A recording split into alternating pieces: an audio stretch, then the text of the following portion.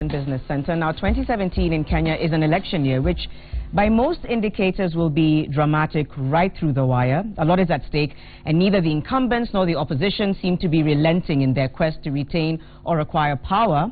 However, little is planned for concerning the country's economy, which affects everyone. Each election cycle subjects Kenya's economy to undesired battering and distortions, from prospects of high inflation to frozen investments. Kenya is looking at 2017 with much expectation for a strong economy and a credible and peaceful election. There could be that which might alleviate against these adverse effects. But most importantly, what are the realistic expectations for Kenya in this year? That forms the basis of our discussion tonight. I'll introduce my guest tonight. On my right, we have Shiv Arora. He's the head of private equity at Citon. Thank you so much for coming on the show. You, and then we have Ken Gishinga, who is an economist. Thank you for your time. Thank you. Now, having observed past elections, it does come with a level of sort of like, it distorts people. It throws people off balance. You take a look at the wait-and-see approach. Investors not sure which way to go. What do we expect this time round in 2017? Maybe I'll start with you. Yeah, thanks, Janet. If you look at 2017, the expectations, at least from us at Citon, is for a year of stable growth. Obviously, we're predicting somewhere between 5.4 to 5.7%, but largely nothing that will really worry. Obviously, there are headwinds in any economy, and like you did mention, there is inflation, there is currency pressures. However, if you look at spending in the economy, especially on the infrastructural side, the construction side, tourism expected to pick back up, a good monetary and fiscal planning in the economy now, which we have seen over the last 8 to 10 months, it really does set quite a good backdrop for a year of stable growth. For what's to come. Okay, do you share the same views? I'm a bit pessimistic. I think if you look at what's happening in the private sector, for example, a lot of companies are laying off employees. Private sector credit, it used to be at about 20%. Now it's gone down to 4%, and a lot of businesses that I talk to every day saying it's harder and harder to get financing. So I think from a public sector perspective, it's going to be great infrastructure, roads, but from a private sector perspective, I expect a tough year in 2017. Yeah. Okay, so a few different views there. Some people are asking, should I bother, sort of like going into business this year? Should I bother launching something that I want to, expanding my business? Your thoughts on that? Well, if you look at it from a short-term perspective, then obviously investors are jitter. Anyone coming into the business environment during an election year in any African economy does tend to take a step back and ask, is it the best time to come? But let's look at what's happened already at the start of the year. We've seen Volkswagen come in and set up a large manufacturing plant. Towards the end of the year, Wrigley set up. I mean, if you look at the business environment, for a long-term investor, it is still a prosperous place to be. However, there do exist headwinds. Yes, private sector credit growth is down to almost 4.6%, which is a worrying trend, and it's something that government does need to take a step back and address, because if private sector is the driver of the economy at the end of the day, as much as we see spending from the public side, and there will be a large amount of spending from the public sector, number one, to meet expectations that they had set in 2013 and to seek re-election. But at the same time, campaign money is flowing through an economy, so it will increase consumption expenditure. So in terms of business, largely a normal year. Don't expect any political headwinds come August as well. So okay, so people worrying, it's just the usual worry about an election generally? Yes, largely it's just the usual worry. It's just been antsy. Your thoughts? Obviously, a lot of people looking at August to be sort of like the pivot for the year. What I'm saying is a lot of investors are choosing to delay investment to see, because it's going to be a very competitive election. It's very hard to project what it's going to go. So I think for entrepreneurs who are thinking of starting businesses, a lot of them are, well, it depends what type of business you're doing. If you're supplying the government, that could take a slowdown. But if you're opening a restaurant, for example, then that's going to be facing the same habit posturing that we see. So yeah. All right, and looking at the benefits, one of the things we're seeing is the SGR, project, which is sort of like poised to be complete. What are some of the economic benefits that could come with a project like that? Obviously, it makes the cost of doing business much cheaper, because you can transport goods faster at a lower price. So for any businessman who's importing any businessman who is exporting.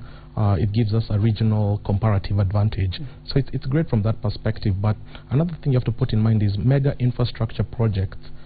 They take time before you realize the full benefits of them. I think a lot of people are expecting to see the full benefits this year, but the reality is we might feel the full effect maybe in 2018, 2019. Yeah. So you have to have that in perspective. All right, so that's one of the ones I've mentioned is SGR. You know, you've talked about Volkswagen putting up a plant. What are some of the other projects that sort of like are poised to lift the economy in a sense? I mean, definitely there's going to be growth in the financial services sector.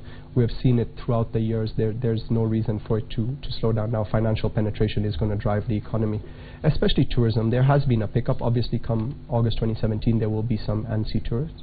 But if you look at what the Ministry of Tourism has done, especially with their new funds, which they were able to deploy towards growing the economy, that will definitely benefit. What Kenya really needs as an economy coming into now 2017 is more of a long-term focus towards transforming ourselves into a manufacturing sector and a manufacturing hub. It will help our current account deficit, it will help our shilling, it will really help us grow into the next level for us to be able to achieve Vision 2030. So I echo Ken's obviously comments on SGR coming in and providing long-term benefits. Okay, there's a question here from someone called Ken Omo who says the Kenya shilling is sliding and the season for unfettered spending is here. Will Kenyans buy bread and flour in August 2017 at its present price? What are your thoughts on that question? On the Kenya shilling, this is not a Kenya problem. This is going to be a problem with every developing country, every emerging market, because since Donald Trump was elected as President-elect of the United States, a lot of people are very optimistic about the American economy because he promised tax cuts, he promised deregulation. So the stock market in America is taking off. That means the dollar is going to get stronger and stronger, and every other currency will weaken. So I don't think it's something even the Central Bank of Kenya can do. Maybe what they can do is maybe just intervene in the market to make sure it doesn't depreciate, but expect a very strong dollar this year and next year. Should Kenyans be worried? They should. They could be worried in the sense that every time your currency loses value and you're servicing dollars in debt, for example the Eurobond, you end up paying more in terms of debt. So you could import inflation, because if you're importing, for example, a car which was $10,000, maybe that was about $1 million last year, it could easily be 1.2 million this year. So I think importers have a reason to be a bit concerned, but exporters who are earning in dollars, I think they're going to be running all the way to the bank. All right. Shiv, here's another question. This one is from Sheila, and she's talking a bit about the poor rainfall, which has resulted in the ERC giving a warning for Kenyans to brace for high energy costs in coming months. What might the cost of power by August 2070 per unit be? Will this push up inflation? I don't know whether you can go into specifics, but just really looking around those. Definitely, there are inflationary pressures which you will see in an economy. There has been the drought, so it will affect inflation over the short term, for us at least about 8.2%, but largely to remain within government target 2.5% to 7.5%. What will happen with inflation is, yes, with energy prices going up, you do have a lot of cost push inflation. What will really help at the moment is the stabilization of oil prices, because it sets the precedent for the rest of the year. We've seen OPEC said that they're going to maintain supply at 1.2 million barrels, and that really provides a platform upon which economies can plan their expenditure as well. So you're not importing that much inflation. Obviously, servicing foreign debt is expensive. You do bring in inflation.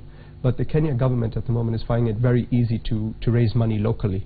And that should largely be the trend which we do see in 2017, where they finance most of their expenditure through domestic borrowing rather than actually going out into the foreign markets. All right. Another question here, and I'd like to hear your thoughts on this. This is Billy, and this is something that is on people's mind. In the current situation in Kenya, can serious drought, as predicted, have adverse effects on the economy? And if so, how? Your response before we hear from you, Ken. Well, definitely, look, when you look at inflation, there's different bands of inflation as well. Agricultural prices through drought usually do affect the base of the economy, which then do cause adverse price movements upwards. As long as the government is able to maintain that and ensure that these effects are not passed on to the consumer or honestly regulate the economy in a more balanced way, then yes, we will not see that many effects. However, there will definitely be inflationary pressures, and it will affect the bottom of the pyramid, as you call it. Yeah. Okay. I absolutely agree with Shiv. If you look at how they calculate inflation, the food basket occupies about 36% of the calculation. So anytime you have a price increase in maize or beans, obviously you're going to see inflation go through the roof. Can the government come in and intervene? Absolutely. I think that's what the project around the storage of grains, that was just maintaining food security. The Galana project, the 10,000 acre project, was supposed to be able to mitigate against drought, but unfortunately we've seen some challenges with this kind of projects, and the question is, what can we do now to correct and prepare? So because we're in a very food dependent economy, right. If rain fails, you find food prices go through the roof, and everything, even the financial markets, get a bit disoriented. So the question is, how can we insulate ourselves from this? And this is where I expect to see policymakers come in strong. Yeah, all right. And as we wind up, you've just mentioned something very crucial, the policymakers.